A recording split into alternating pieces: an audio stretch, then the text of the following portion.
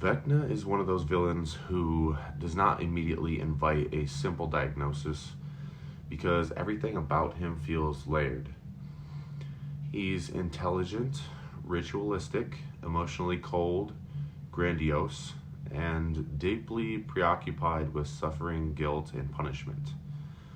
He also looks like someone who lost a fight with several miles of cursed spaghetti, which does not affect the diagnosis, but it does affect the atmosphere.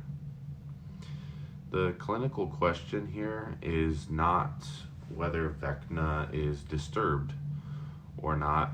The that part's settled very early. The more interesting question is what type of pathology best explains a person who is not only violent but who seems to experience violence as a philosophy.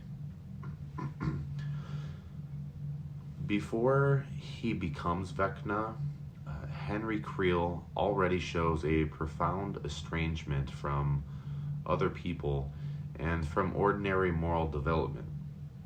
He appears detached, contemptuous, fascinated by psychological pain, and unusually comfortable seeing himself as separate from humanity. That matters because his violence does not emerge as a sudden break from an otherwise healthy personality. It looks like an escalation of traits that were present early and then amplified by trauma, power, and isolation. He's not a fundamentally warm person who deteriorated into monstrosity. He seems much closer to a person whose coldness became organized, empowered, and mythologized. Vecna doesn't feel like a tragic accident, but he feels like pathology with better lighting and more vines involved. A psychotic spectrum disorder might be the first place that many people look because Henry demonstrates bizarre thinking, perceptual abnormalities, and an extreme sense that he perceives truths that other people cannot. He interprets the world in a distorted and highly personalized way, and he builds a grand narrative around corruption, falseness, and human weakness. Those features can suggest schizophrenia spectrum pathology or another disorder involving psychotic symptoms. At the same time, the presentation is too coherent, too goal directed, and too strategically cruel to be explained well by psychosis alone. Vecna is not simply disorganized or reality impaired. He is methodical. He has ideology, planning, and sustained purpose. He is less lost in the madness and more madness with project management. Trauma also has to be considered because his developmental history clearly involves emotional disturbance, alienation, and exposure to profound internal and external chaos. Trauma can contribute to dissociation, rage, detachment, mistrust, and serious distortions in other functioning. Yet, trauma by itself does not adequately explain the sheer callousness and predatory pleasure seen in Vecna's behavior. Many traumatized individuals become frightened, avoidant, dysregulated, or numb. Vecna becomes punitive, domineering, and theatrically invasive. He enters people's minds, amplifies their shame, isolates them psychologically, and kills them in a way that turns private pain into a spectacle. That is not simply trauma reenactment, that is cruelty with artistic direction. It's the emotional equivalent of decorating evil spaghetti and then insisting it's a moral statement. This is where personality pathology becomes the strongest diagnostic lane. Antisocial personality disorder fits much of Vecna's presentation unusually well. The core features include repeated violation of the rights of others, aggression, deceitfulness, lack of remorse, exploitation, and a pattern of behavior showing callous disregard for human life. Vecna does not merely harm people in pursuit of a practical objective. He uses people. He enjoys domination. He shows no meaningful guilt after extreme violence, and there's no stable evidence of empathy inhibiting his conduct. Even early in life, he appears emotionally blunted in relation to others' suffering and increasingly comfortable placing himself above ordinary moral rules. That pattern is difficult to dismiss and central to the case. At the same time, antisocial traits alone still do not capture the full structure. Narcissistic pathology is also highly relevant because Vecna consistently presents with grandiosity, exceptionalism, contempt for ordinary people, and a conviction that he possesses a superior understanding of existence itself. He breaks rules, yes, but he behaves as though rules are made for lesser beings. He sees himself as uniquely awakened and uniquely justified in passing judgment on others. That's not merely aggression, that is aggression as if it were wrapped in superiority. He does not look at humanity and see equals who disappoint him. He looks at humanity and sees insects who failed an exam they did not know they were taking.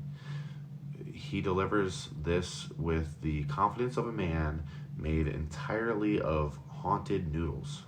There's also a strong argument for conceptualizing Vecna as having pronounced sadistic traits. Sadistic personality disorder is not a current DSM diagnosis, but sadism remains clinically useful as a descriptive construct. Vecna does not only kill, right? He psychologically curates his victims' distress before killing them. He targets vulnerability, intensifies shame, and creates an experience of dread that's intimate and prolonged. Fear is not a side effect of his violence. Fear is part of the point. Suffering is not incidental. It's incorporated into the method. He wants terror, helplessness, and collapse. That level of psychological predation makes the presentation more than simple violence. It's violence designed to dominate the interior world of the victim as thoroughly as the external one. A mood disorder, such as bipolar 1 disorder with psychotic features, does not fit especially well because there is no clear episodic pattern of mania or depression organizing the symptom picture. Vecna is intense, expansive in self-concept and bizarre, but not in a cyclical mood-driven way expected there. OCPD, obsessive compulsive personality disorder, would also be a poor fit because although he is controlled and ritualistic, the underlying motivation is not perfectionism, orderliness, or overconscientiousness. It's domination and punishment.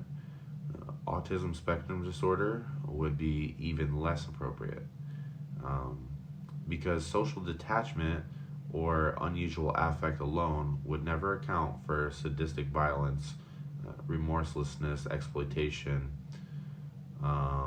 and grandiose predatory ideology. A good differential diagnosis should clarify the picture, not throw noodles on the wall and call it formulation.